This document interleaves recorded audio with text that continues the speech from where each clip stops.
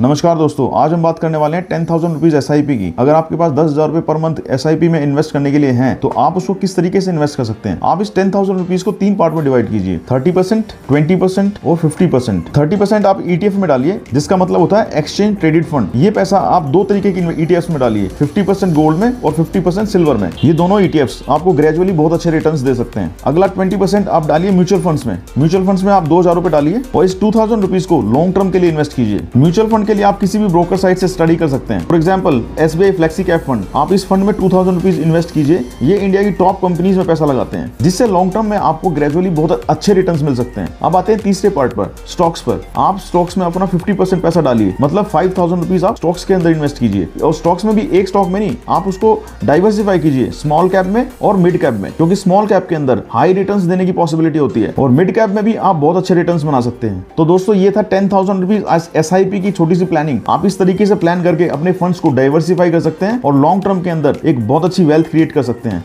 Normal एक 10,000 rupees की SIP अगर आप करते हैं किसी म्यूचुअल फंड में, तो आपको एवरेजली 12 to 15% का रिटर्न मिल सकता है लॉन्ग टर्म के अंदर। लेकिन अगर आप अपने फंड्स को डाइवर्सिफाई करते हैं इस तरीके से, तो आप अपने रिटर्न्स को 15 से 18 भी कर सकते हैं। सो दोस्तों, अगर इस प्लानिंग के अकॉर्डिंग आपको फुल इन्फॉर्मेशन चाहिए, तो आप कमेंट में लिखिए। मैं आपके लिए इसको पूरे अच्छी तरीके से एक्सप्लेन करके कि आपको कहाँ इन्वेस्ट करना चाहिए, मैं इसकी एक प्रॉपर वीडियो आपके लिए डाल दूंगा। Thank you so much.